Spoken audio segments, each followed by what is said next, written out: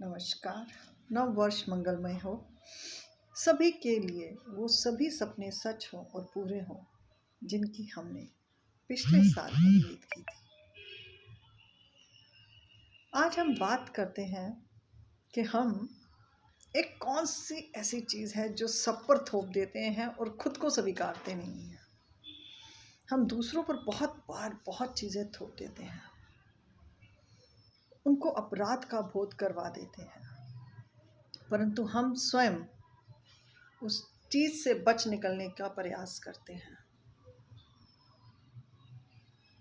हमेशा हम अपने आप को बचाने का प्रयास करते हैं और शायद हम यहीं पर वो भूल कर देते हैं कि हमें भी स्वीकार करना है। स्वीकार करना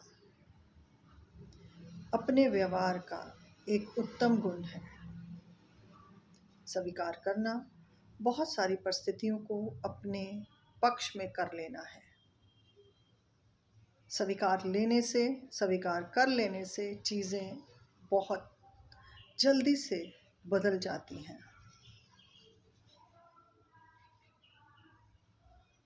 अब इसमें हमें कौन सी ऐसी चीज़ है जो स्वीकार करनी है? शायद थोड़ा थोड़ा समझ ही गए होंगे। जी हाँ, स्वयं से की हुई गलतियाँ, भूल, दूसरों को दिए हुए जाने अनजाने दुख, इन सभी को स्वीकार कर लें तो हम बहुत सारी चीज़ों से अपने आप को बचा सकते हैं। यदि आपने भूल की है और आपको पता है तो उसको स्वीकार करें और उसके लिए क्षमा मांग लें, क्योंकि स्वीकार कर लेने से ही परिस्थितियाँ जो बिगड़ी हुई हैं, जो आपको डरा रही हैं, वह सभी परिस्थितियाँ आपके अपने अधीन हो जाएंगी। और हो सकता है जिस घबराहट या डर की वजह से आप स्वीकार नहीं कर पा रहे, वही आपकी स्वीकार करने से ताकत में बदल जाए। क्योंकि जब चीज़ें हमारे अपने पक्ष में बदलनी होती हैं तो हमें अपने व्यवहार को बदलना ही पड़ेगा, क्योंकि बिना व्यवहार बदले हम कुछ नहीं कर सकते।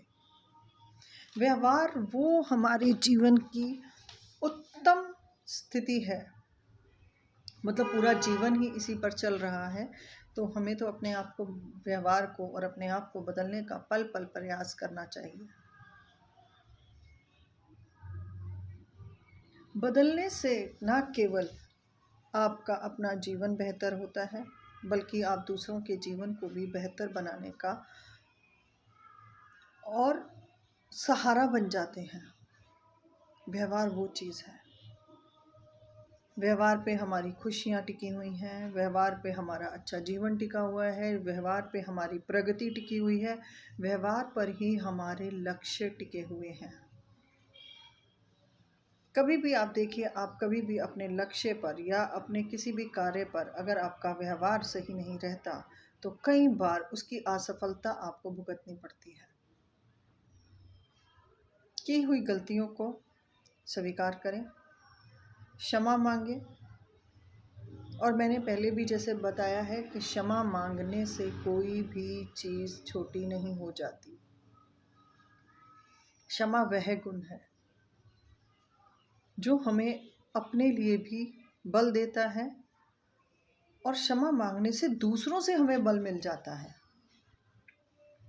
देखिए, हम अगर किसी से क्षमा मांगते हैं तो हमें स्वयं भी बल मिल रहा है, और अगर हम क्षमा मांग लेते हैं तो हम दया के प्रार्थी बन जाते हैं, और दूसरा, हमें बल दूसरों से मिलना शुरू हो जाता है। गलतियां अक्सर हमसे ही होती हैं, और ये नहीं है कि हम अगर युवा अवस्था में हैं तो हम गलती कर रहे हैं। हम युवा अवस्था में हैं तो भी हम गलती कर रहे हैं, हम प्रौढ़ अवस्था में हैं तो भी गलती कर रहे हैं, हम वृद्ध अवस्था में हैं तो भी हमसे गलतियां हो रही हैं।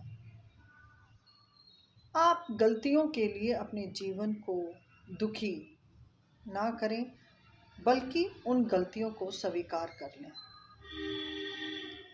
ये गलतियां हमारे जीवन को उच्च मार्ग पर लेकर जाती हैं। उच्च मार्ग का मेरे कहने का तात्पर्य यहीं पर है कि सुखमय जीवन की ओर। क्योंकि जीवन तो हमारा चलता ही रहेगा, जब तक प्राण है, श्वास है, तब तक जीवन चलता रहेगा, निरंतर चलता रहेगा। गलतियों को छुपाने की वजह से कई बार हमें बड़े दुखदायी परिणामों का सामना करना पड़ता है, और गलती या भूल वो बहुत छोटी होती है। जब हमारी गलती या भूल बहुत छोटी है और फिर भी हम उसको निरंतर कर रहे हैं, तो इसका मतलब है कि हम अपने आप के साथ या अपने आप के सुख और दुख से बहुत परे हैं।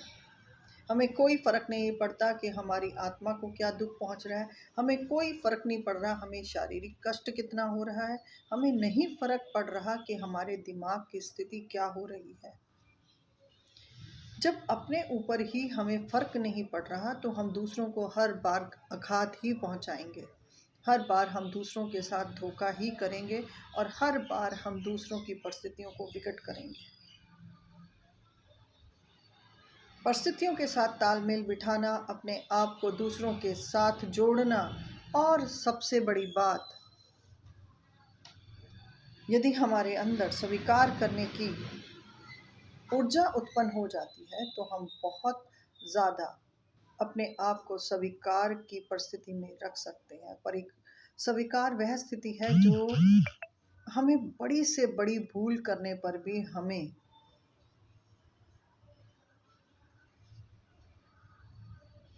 क्षमा दे सकती है।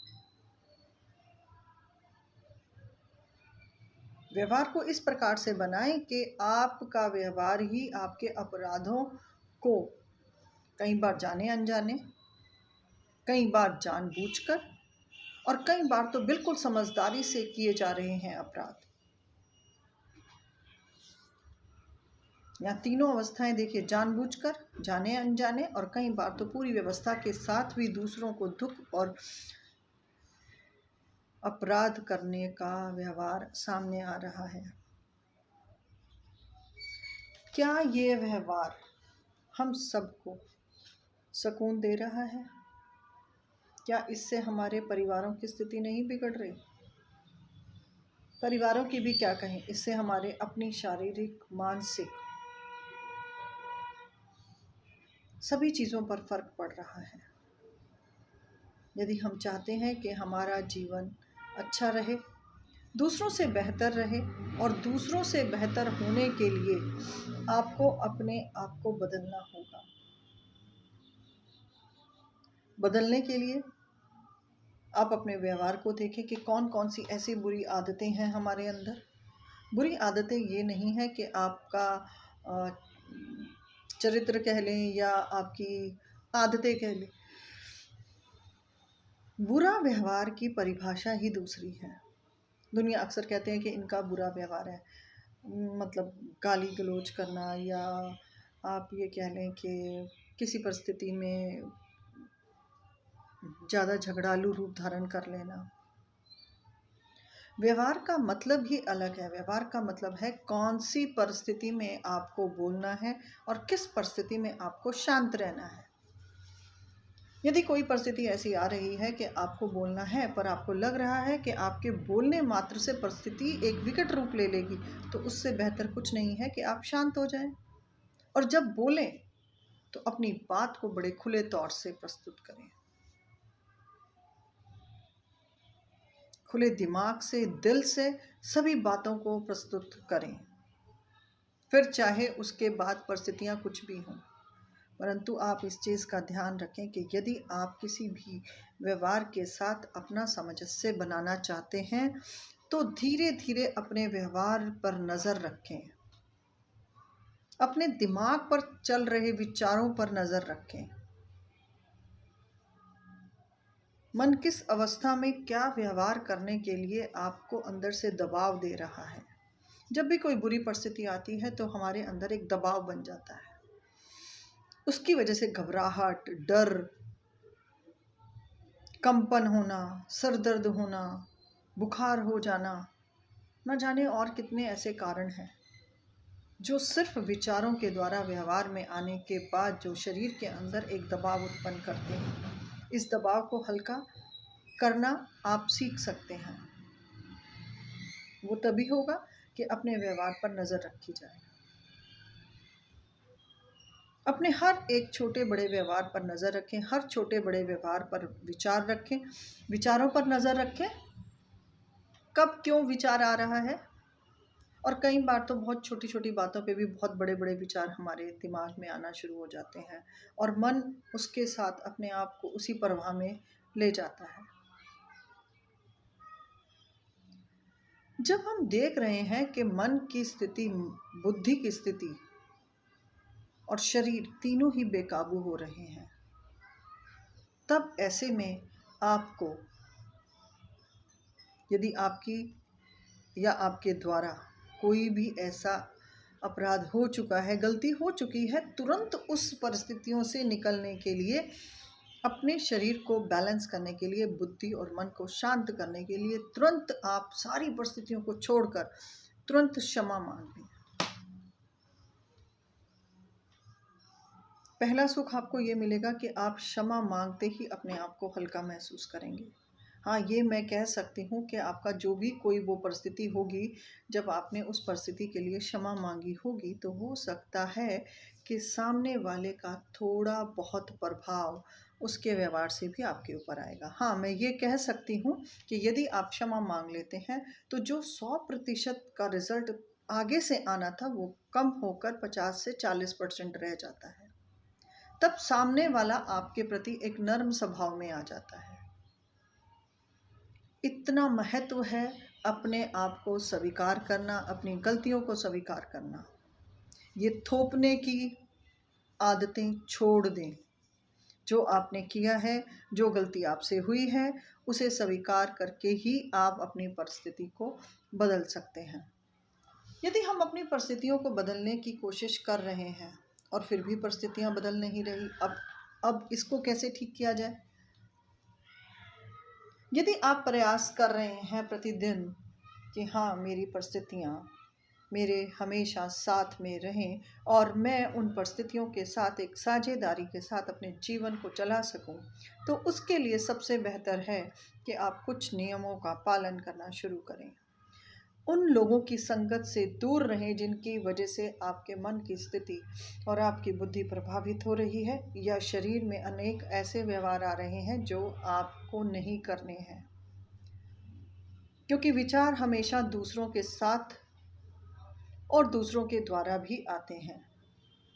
विचार का कारण ही हमेशा हम दूसरे ही लोग रहे हैं, परिस्थितियां रही हैं, हमारी गलतियां रही हैं, हमारी लापरवाही कह सकते हैं, हमारा अपने प्रति जागरूक ना होना भी कह सकते हैं।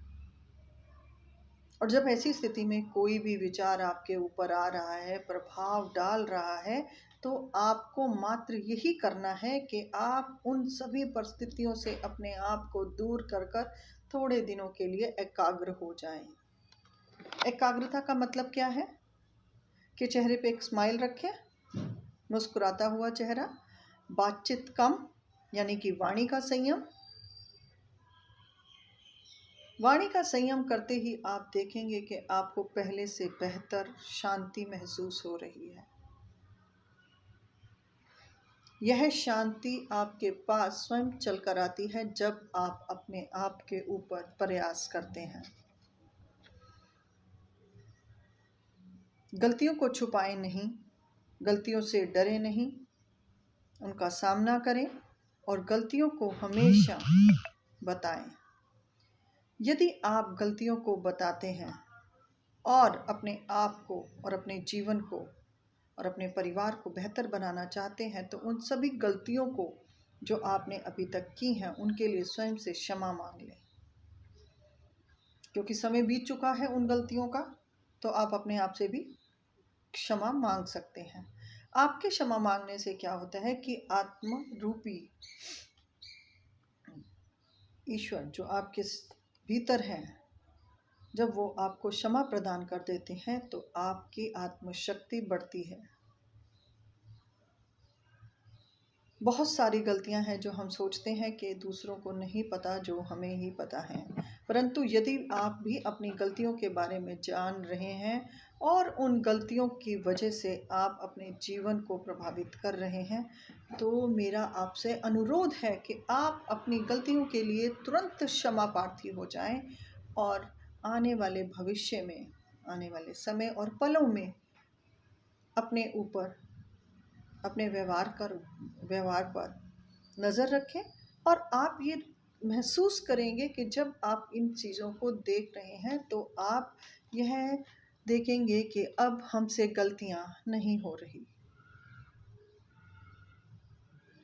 मनुष्य हैं, गलतियों का कहते हैं ढांचा है, बार बार गलतियां करेगा।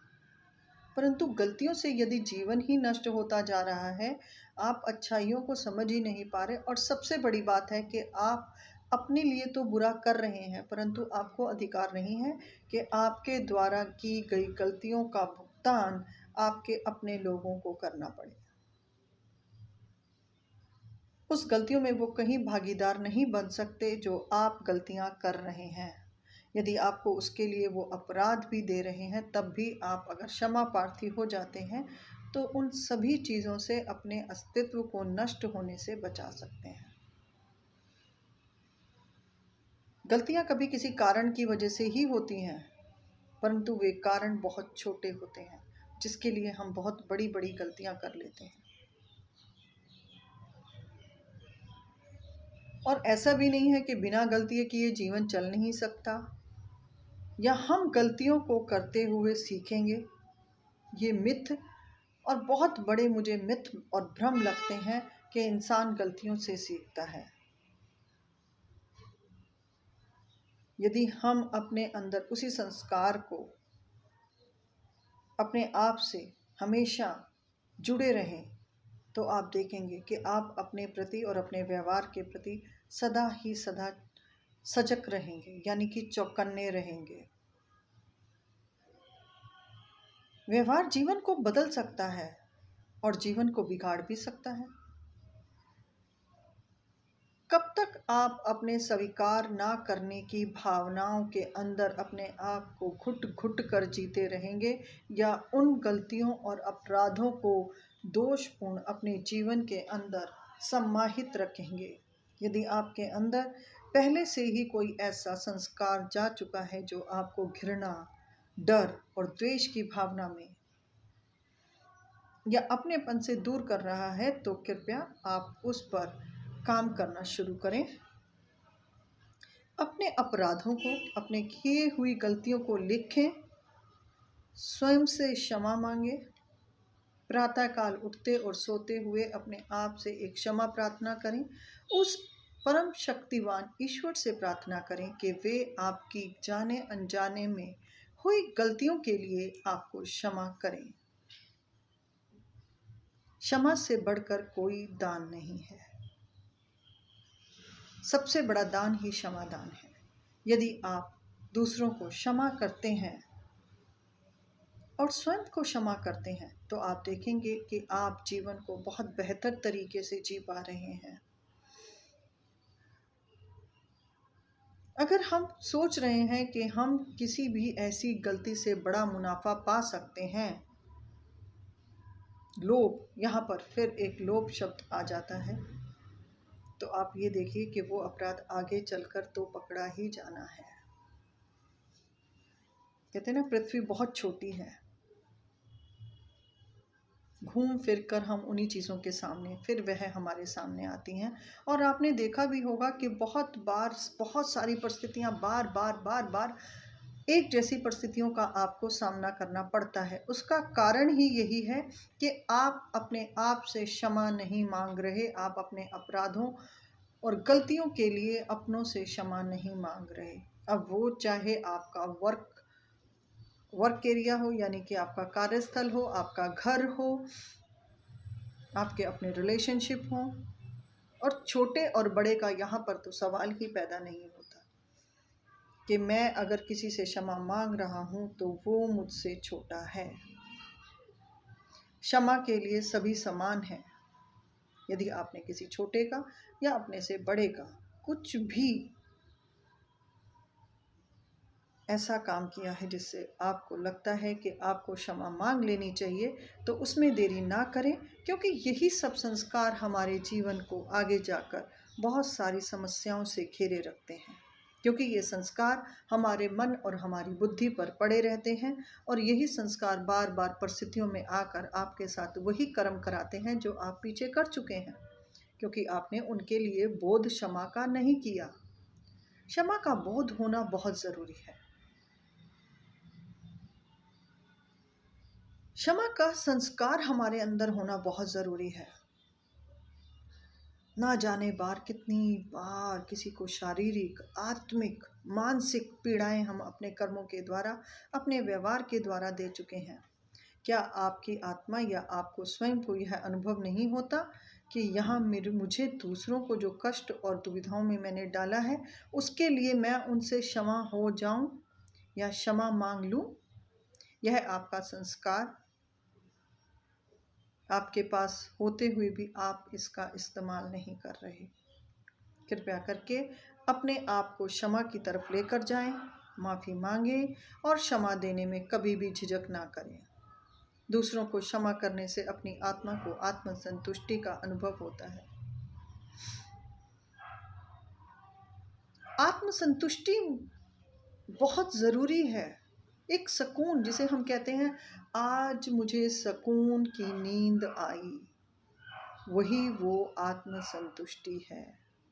आप बिस्तर पे सो रहे हैं, परंतु आपके विचार, आपकी परिस्थितियाँ, आपका मन और बुद्धि उथल पुथल में लगे हुए हैं, और वह आपको निराशा ही दे रहे हैं। ना तो अच्छा स्वास्थ्य मिल पा रहा है, ना अच्छे हमारे पारिवारिक संबंध रह चुके हैं, क्योंकि अपराधों की इतनी बड़ी श्रृंखला या इतनी बड़ी पोटली हमारे जो संस्कार हैं उन पर रखी हुई है। क्षमा मांगने से जीवन बेहतर होता है, और सबसे बड़ी बात, आपका स्वास्थ्य अच्छा रहता है। मैं कुछ भी ना कहूँ कि जीवन अच्छा है, सरल हो जाएगा, खुशनुमा हो जाएगा, आनंदमय हो जाएगा, अगर मैं इन सब बातों को भी ना बोलूँ और सिर्फ इतना बोलूँ कि आपका स्वास्थ्य अच्छा रहेगा। पहला सुख निरोगी काया,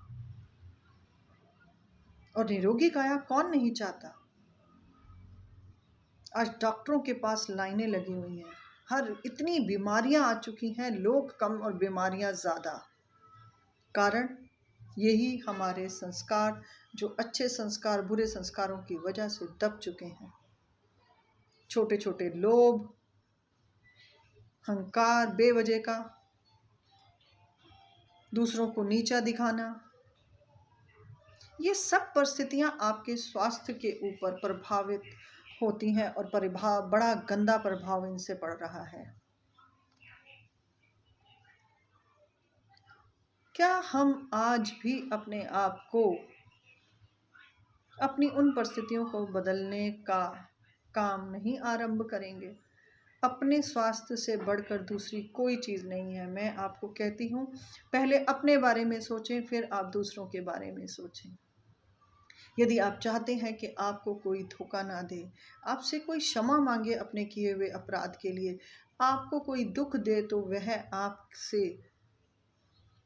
सहानुभूति रखे, तो क्या आप अपने आप से ये बातें नहीं रखना चाहते कि आप अपने शरीर और अपनी आत्मा को ये सभी सुख दें जो आप दूसरों से चाह रहे हैं? यदि हम अपने व्यवहार के अंदर सबसे पहले हम अपने ऊपर ही काम करें, अपने आप से ही क्षमा मांगे, तो अगर आप रोज़ अपने आप से क्षमा मांगेंगे अपने ऐसे ऐसे संस्कारों के लिए जो आप कर चुके हैं और जो सालों पुराने हैं, तो आप देखेंगे धीरे धीरे अंदर की एक सफाई होना शुरू होगी। मन हल्का हो जाएगा, नींद अच्छी आएगी, चिड़चिड़ापन खत्म हो जाएगा, क्रोध नहीं आएगा। फिर जैसे मैं कहती हूँ कि वही आनंद किसे कहते हैं, आनंद इन्हीं परिस्थितियों की वजह से हमारे पास होकर भी नहीं है। क्षमा मांगने से हम छोटे नहीं हो जाते हैं, हमारा जो अस्तित्व है, व्यक्तित्व है, वो निखरता है, उत्तम बन जाता है। अपने व्यवहार से ज़्यादा प्रयास ये करें कि हम दूसरों को कष्ट ना दें, और दूसरों के द्वारा जो कष्ट हमें आ भी रहे हैं तो भी आप उन्हें क्षमा कर दीजिए, क्योंकि कई बार पता नहीं कौन किस परिस्थिति के साथ आपके साथ वो व्यवहार कर रहा है। हमारे संस्कार हमारे जीवन को चला रहे हैं, और जीवन तभी चलता है जब उसके अंदर और भीतर अच्छे संस्कारों की नींव रखी हो। और यह नींव हमारे एक कर्म की नहीं है, हमारे काफ़ी जन्मों की नींव हमारे भीतर पड़ी हुई है, परंतु हम उसके साथ उजागर नहीं होते। और जब हम अपनी ही चीज़ों के साथ नहीं मिल पा रहे हैं तो हम हमेशा अलगाव, तनाव, दुख, शोक, निंदा और भी ऐसे बहुत सारे शब्द हैं जो हमारे आसपास है, घृणा, द्वेष, लोभ, अहंकार, काम, इन सब चीज़ों से घिरे रहेंगे। जीवन इन्हीं के बीच में घिरता हुआ चला जा रहा है। जीवन का कहीं पर भी रुकाव और सही रुकाव नहीं हो पा रहा। मृत्यु का क्षण भर के लिए हमें पता नहीं है, परंतु फिर भी हमें जीना है और एक बेहतर जीवन शैली के अंदर हमें जीना है। किसी को दुख देने से पहले, किसी को धोखा देने से पहले, किसी के साथ छोटे लोभ की वजह से किसी को हानि पहुंचाने से पहले आप एक बार शांत मन से सोच लें।